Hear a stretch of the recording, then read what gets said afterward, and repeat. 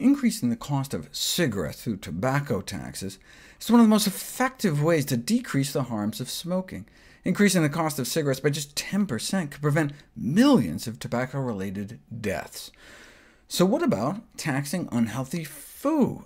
In general, public health decision-makers have had three main options: inform consumers with labeling, nudge people with incentives, or more heavy-handed approaches such as instituting regulations or taxes.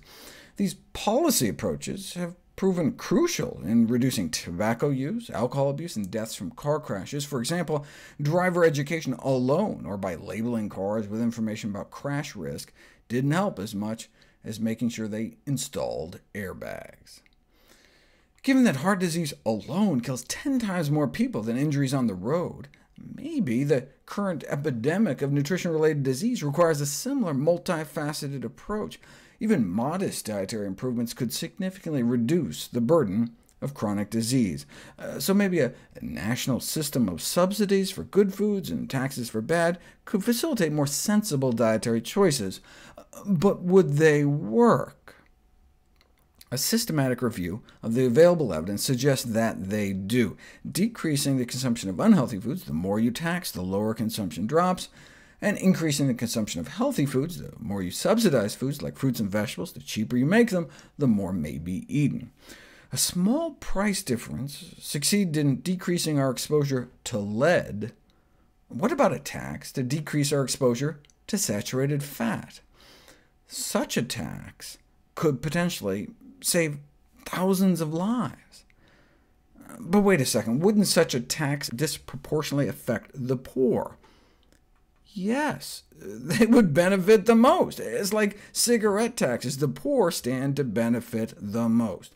That's the classic tobacco industry argument. Cigarette taxes are unfair and regressive, burdening the poor the most, to which the public health community responded, cancer is unfair. Cancer disproportionately burdens the poor, so taxes would affect the greatest health gains for the least well-off. The so-called Committee Against Unfair Taxes was just a front, organized and funded by the tobacco industry, a common tactic used by the industry to hide its role in fighting tobacco taxes beyond just trying to overtly buy politicians off. The fact that the industry fought tooth and nail suggests that tobacco taxes can indeed affect consumption. But much of the data on food taxes and subsidies have been based on models, or stated preferences to hypothetical scenarios, with people just saying they'd change consumption patterns based on price. There hasn't been as much real-world data.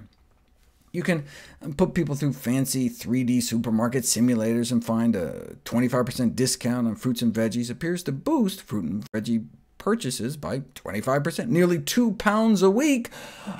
But virtual vegetables don't do you any good. Does this work out in the real world? Yes. South Africa's largest health insurance company started offering 10 or 25% cash back on healthy food purchases to hundreds of thousands of households, up to $500 a month. Why would they do that? Why would they give money away? Because it works. Apparently increasing the consumption of fruits and vegetables and whole grains while decreasing the consumption of foods high in added sugar, salt, and fat, including processed meats and fast food. Subsidies are more popular than taxes, though. In Europe, a number of countries have instituted taxes on sugary foods or salty foods, but Denmark was the first to introduce a tax on saturated fat, like meat and dairy. But it only took the food industry about a year to squash it, demonstrating that public health advocates are weak in tackling the issues of corporate power. An enormous imbalance between the influence exerted by public health professionals compared to the political might of the food industry. Bringing to mind the fight over traffic light labeling on food, that's way too easy to understand, so the industry went nuts and spent more than $1 billion killing the proposal in favor of the bring your calculator to the grocery store guideline daily amount labeling to make it as confusing as possible. Denmark ended up canceling the fat tax and shelving their sugar tax, because the farming and food company interests claimed too many jobs would be lost if people ate healthier. Apparently, a healthy economy was more important than a healthy population. Ironically, it was abolished just when evidence of the effects started to appear. The introduction of the saturated fat tax did end up contributing to reducing the intake of saturated fat among Danish consumers from some meat and dairy products, but not from sour cream. Why? Well, the public ended up eating so much more low-fat sour cream that it ended up outweighing the smaller reduction in high-fat sour cream. So you always have to think about the unintended consequences. If people swap out sugary cookies for salty chips, for example, it might not be doing the public's health many favors.